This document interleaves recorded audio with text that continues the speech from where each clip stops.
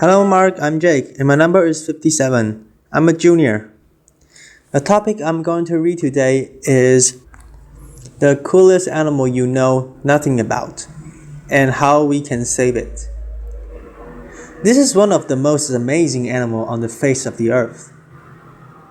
This is a tapir. Now this is a baby tapir, the cutest animal offspring in the animal kingdom. Laughter. By far, there is no competition here. I have dedicated the past 20 years of my life to the research and conservation of tapir in Brazil, and it has been absolutely amazing. But at the moment, I've been thinking really hard about the impact of my work. I've been questioning myself about the real contribution I have made for the conservation of these animals I love so much. Am I being effective in safeguarding their survival? Am I doing enough?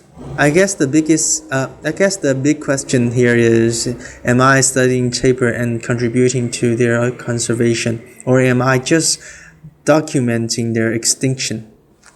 The world is facing so many different conservation crises. We all know that. It's all over the news every day. Tropical forests and other economic systems are being destroyed.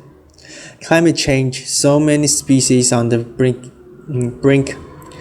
brink of extinction.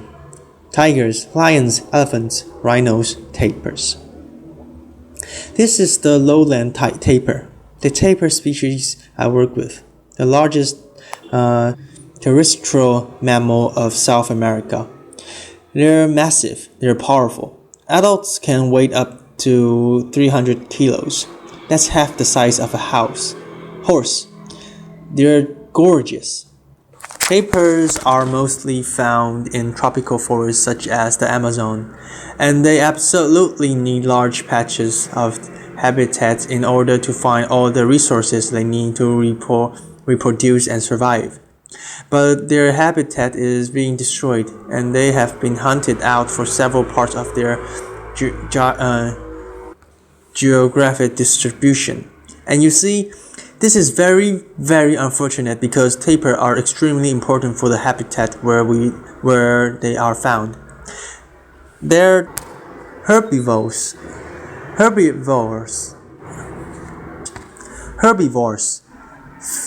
50% of their diet consists of fruit, and when they eat the fruit, they swallow the seeds, which they disperse throughout the habitat through their faces.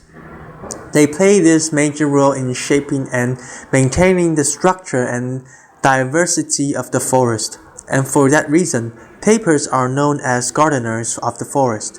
Isn't that amazing?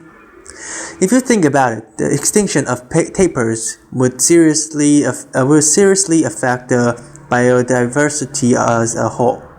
I started my tapir work in 1966, still very young, fresh out of college, and it was a pioneer research and conservation program. At that point, we have nearly zero information about tapirs, mostly because they are so difficult to study. They're nocturnal,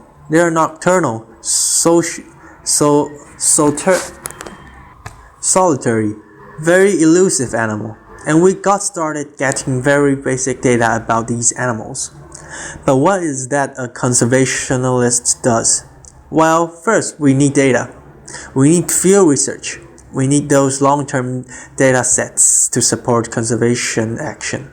And I told you tapirs are very hard to study, so we have to rely on indirect methods to study them. We have to capture and anesthetize them so that we can install GPS collars around their neck and follow their movements, which is a technique used by many other conservationists around the world. And then we can gather information about how they use space, how they move through the landscape, what are their priority habitats, and so much more. Next, we have disseminate what we learn. We have to educate people about tapirs and how important these animals are. And it's amazing how many people around the world do not know what a tapir is. In fact, many people think this is a tapir. Let me tell you, this is not a tapir. Laughter. This is a giant anteater. Tapirs do not eat ants. Never. Ever. And then next we have to provide training.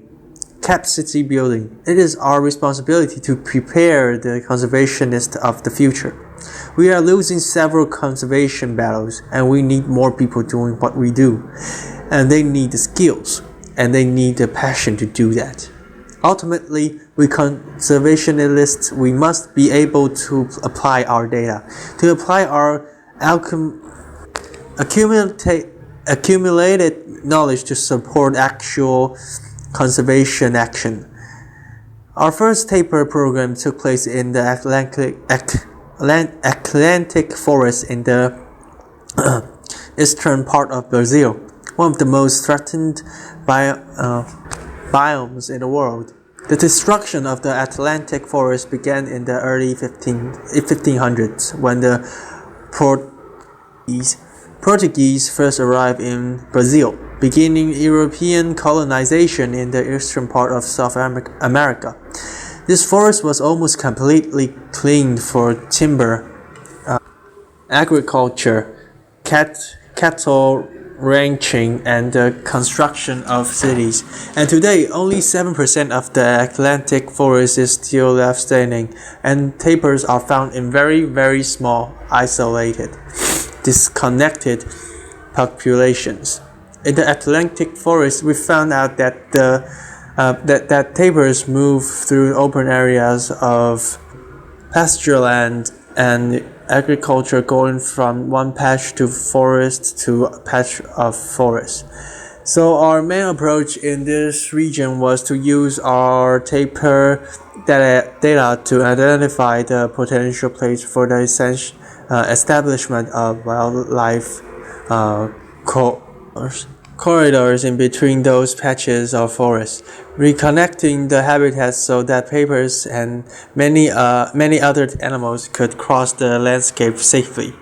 After 12 years in the Atlantic forest in 2008, we expand our tapir conservation efforts to the Pantanal in the western part of Brazil, near the border with Bolivia and Paraguay. This is the largest continuous freshwater floodplain in the world, an incredible place and one of the most important strongholds for lowland tapirs in South America. And working in the Pantanal has been extremely refreshing because we found large, healthy tapir populations in the area. And we have been able to study tapirs in the most natural condition we will ever find, very much free of threats. In the Pantanal, besides the GPS collar, we are using another technique, camera traps.